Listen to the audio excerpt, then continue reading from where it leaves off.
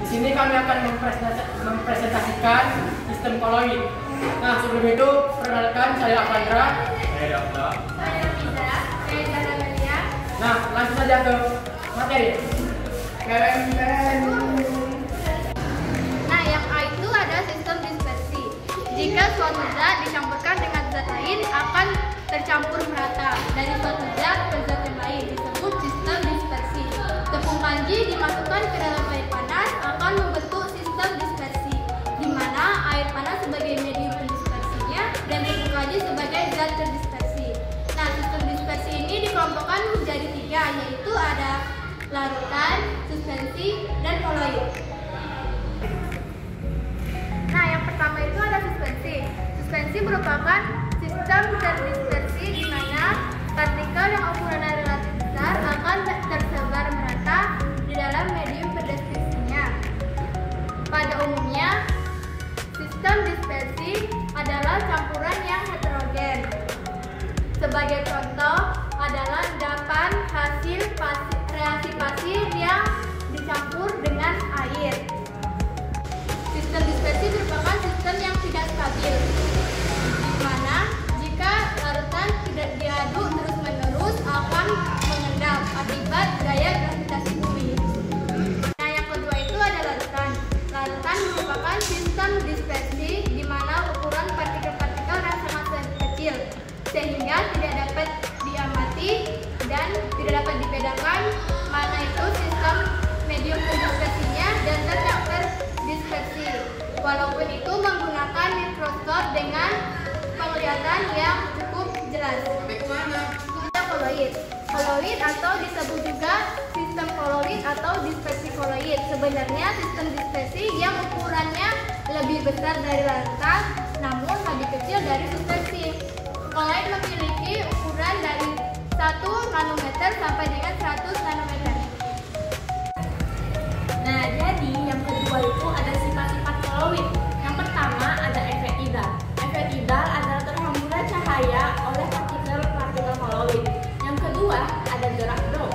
Gerak Brown adalah gerakan partikel koloid dengan lintasan lurus dan arah yang acak. Gerak Brown terjadi karena adanya tumpukan partikel-partikel terdispersi terhadap partikel terdispersi, sehingga partikel terdispersi akan melontar.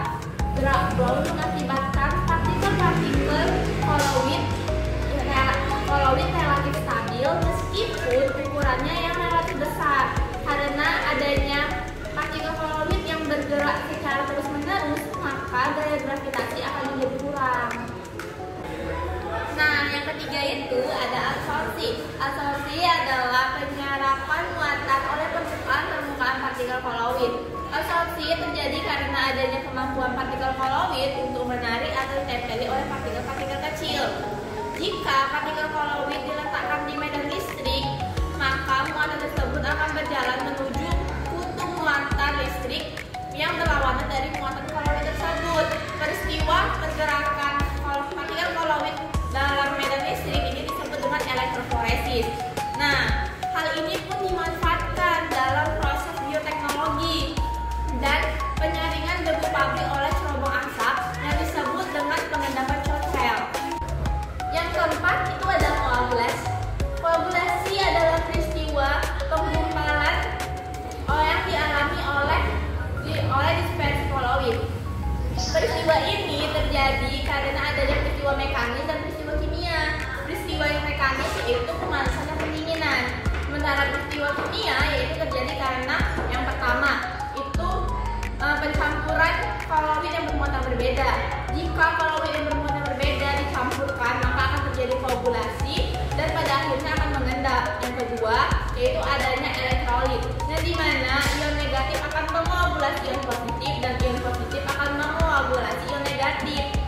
Proses koagulasi akan semakin mudah jika konsentrasi ion dalam larutan semakin besar dan jika ukuran ion yang berperan dalam larutan itu semakin besar. Nah, selanjutnya itu ada kestabilan koloid. Stabil koloid itu apa sih? Nah, stabil koloid itu untuk menjaga stabilan koloid agar dapat dilakukan secara terus-menerus. Kestabilan koloid itu terbagi menjadi dua. Yang pertama itu menghilangkan muatan koloid. Nah, menghilangkan muatan koloid itu dapat diatasi dengan koagulasi yang dicegah dengan menghilangkan muatan koloid tersebut dengan cara proses dialisis. Nah, serta itu ada koloid Irvov. Irvov itu sistem koloid yang fasenya itu terdispersinya yang tidak suka narik-menarik, sedangkan iofil itu terdispersinya itu suka narik-menarik. Lalu jika medium berdispersinya air, maka koloid teofil disebut koloid hidrofil, sedangkan koloid Irvov itu disebut koloid hidrofob. Kemudian masuk ke bagian terakhir yaitu C, pembuatan koloid. Perlu diketahui bahwa koloid merupakan partikel yang bukan besar namun bukan juga kecil.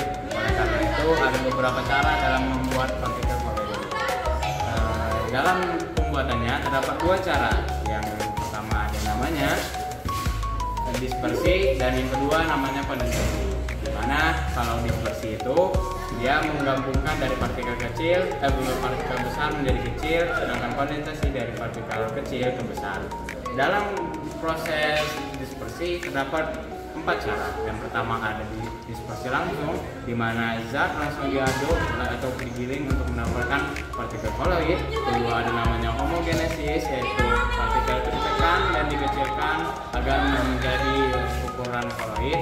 Dan yang ketiga ada namanya replisisasi dengan menambahkan zat replisitador. Dan yang keempat menggunakan bentuk leading, yaitu logam dimasukkan ke dalam air yang dialiri listrik. Kemudian ke bagian kondensasi terdapat 3 cara, yaitu reaksi hidrolisis dengan endapan, reaksi redox dengan membuat zat baru, dan yang terakhir adalah pertukaran ion dalam reaksi untuk membuat suatu partikel. Terima kasih. Nah, sekianlah presentasi singkat mengenai sistem koloid. Lebih dan kurangnya kami mohon maaf. Terima kasih semuanya.